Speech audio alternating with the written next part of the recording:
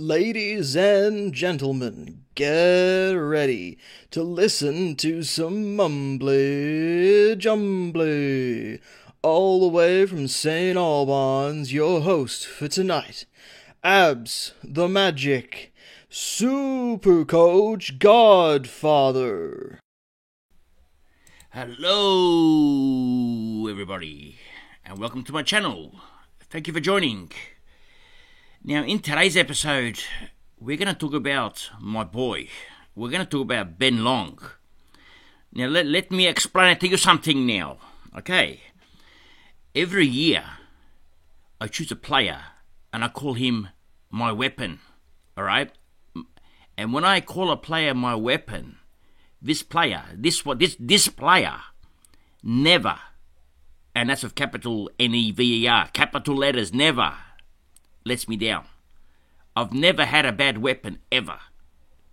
So, I'm now going to announce, okay, well, I'm not going to announce it yet, just coming down. I'm going to announce it soon, when I want to see a game, all right? But Ben Long is going to be my weapon this year, if I like what I see in the practice games, okay? And I'm going to tell you why in a minute. He's going to be a pod, like under 5% of teams will own him, and I think he can be the one that can separate the best from the rest, or the best from the best, even, because there's going to be a lot of good teams. We need something different to separate us. It could be Ben Long. All right, let's dig in. Let's find out, can he do it? All right, I'm going to show you some interesting stats. Now, Ben Long, if you look at his averages, they're not that good. All right, they're actually disappointing, dismal, terrible. But that's a good thing for us. Now, because no one's going to be even interested in him, okay? He's priced at $353K. He's shown nothing at all. Nothing. Except one game. And I watched this game. I watched it twice. I couldn't believe what I was seeing, okay? This is one game where he went bananas. He went and scored a 142. All right? Now, how did he score 142 and just average 60? Look at his scores. 91, 65, 86, 62, 70. Nothing fantastic here. 77, he got injured. 30. Actually, that was a bye round, so he didn't get injured. Sorry, that was a bye round. 30, 59. Here he got injured. 20. He was a sub here, I think. Nothing exciting. All right? Even the year before was worse. The year before, it was terrible. 79, 50, 16, 0, 38, 3. Oh, that 0 probably, I don't know what that 0 is. Probably a sub. Anyway, he's got some low scores. He doesn't look good, okay? But there's something about him that I'm going to show you it might change your mind. It's changed my mind. All right, let's dig in. We go to Gold Coast, footballclub.com.au. There's a little article here. It says, long time coming, former Saint relishing stability at the Suns. I was actually hoping this article wouldn't come out because I've been eyeing him for a long time. I've been following him really, really close. There was a Q&A with the coach, with Jew, and someone asked him, is Ben Long a chance to play forward? And his response was, there's no way he's playing forward. He's coming. His hardness. They love it. He's going to play off half back. That's what his role at Gold Coast. He's come in to play a half back role. That was Jew's exact words to a Q&A. He said that he needed to break a glass with a hammer if they had to move him forward. There had to be something going wrong really bad in the team that they were going to put him in the forward line. So he's playing in defence with a full stop at the end. Now, what does this mean? Well, you know how much I love the half back role. Okay, now let's go back. Let's go down a bit, okay? And it says here, part of the reasons for the move was just not being settled. I was thrown around a bit over the time. It was more to see where I could play my best footy, and that's down in defence. And that's exactly what Stuart Dew and the Suns think as well. Now, it says here, serious injuries in the second half to Connor Buderick, knee, Lockie Weller, knee, and Will Powell, ankle, highlighted a small hole on the list for quick defenders. Now, they've also just gone and announced, and I posted this in the Grundy video, that they have another defender now they're going to put in there.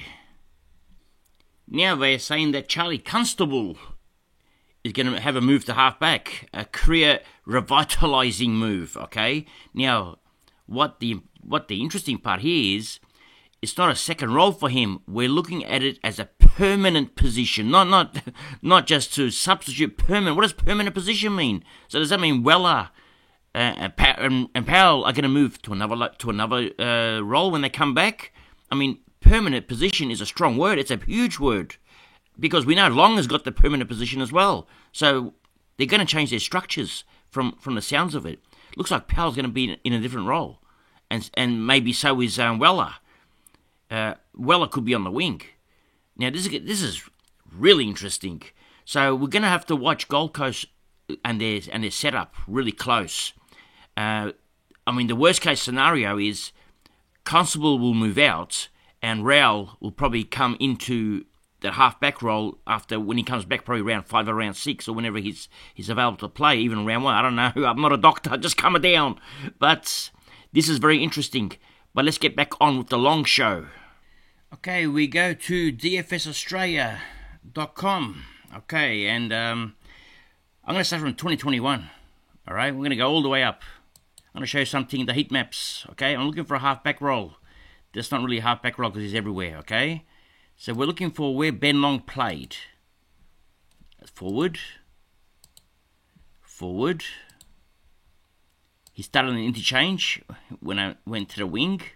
Started the interchange, went forward. Started in the forward pocket. Played around the wing. Started on the interchange. Went on the wing. Started back pocket. Didn't want on the wing, but he hasn't really done much in this game. Actually had 60 points, but not doing much in the back pocket. Started as a sub on this game. Scored 91 as a sub. Not bad effort, but it's not where we want him. This game here, forward.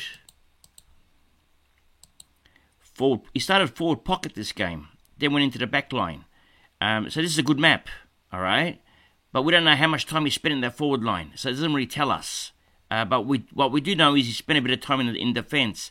But in this game, he had an okay game. He had 86 Supercoach points, but he started in the forward pocket. So it's not really it's a good looking map, but we don't know how much time he spent here. I don't know, because he may have spent time here, but he hasn't touched the ball. So these dots are only touches of the ball. So we don't know how much time he spent there. All right, let's go here on the wing. Again, nowhere near the defence line. Virtually, I don't have to show you anymore because I've looked at all of these. Okay? You can even check them for yourself. All right? I've gone for each one of these. All right, there's nothing here. All right, except the last game. And this game, he started on a half forward line, but played mainly as a defender. All right, so even here, he started half forward, but he hasn't touched the ball on the half forward line. Okay, because he got switched to defence, and he went bananas. All right, he virtually had the same role that you'd want from any player to have that plays in a half back line. Okay, he had a Sinclair role in defence, and this is without kick-ins. All right, and scored a 142 with 84% time on ground, which was actually his highest time on ground that he had. Scoring 1.39 points per minute. That's massive, okay? He had 17 kicks, 10 handballs. It's a huge game. This is the game that shined his light. This is the game that Gold Coast saw as well, that I saw. Now, I'm going to show you something else. Back to DFS, but I've gone to the kick-ins. I've gone here for one reason, all right? Ben Long has taken the kick-in 3 times, virtually for the whole year. But that's actually promising, because it means, he's not going to take over from Sinclair, who was taking all the kick-ins. Howard was taking some as well. Webster was also taking kick-ins, so he's not going to overtake them. But at Gold Coast, who takes the kick-ins? And the ones that take the kick-ins are injured. So Long could actually take kick-ins at the Gold Coast. If he's taking kick-ins at St Kilda, and that's with Sinclair in the team, why can't he take kick-ins at Gold Coast? So it's very possible. So we're going to keep an eye on kick-ins, especially in the practice games, and see how many he takes at Gold Coast. All right. Now I'm going to show you something else. We're back at DFS. We're now going to look at Brandon Ellis. I want to show you something. Now, Brandon Ellis. Let's have a look at the score. This is round 16. He scored 75 Supercoach points. Round 16. Okay, he's pretty much everywhere. Okay. Then we have injuries in the back line. So he moves to a half-back flank. See? HBF, half-back flank. Now, at the half-back flank, he scored 128 in this position. All right? This is the same position that Long's going to have. All right? Now, here again, half-back flank. He didn't score as much this game.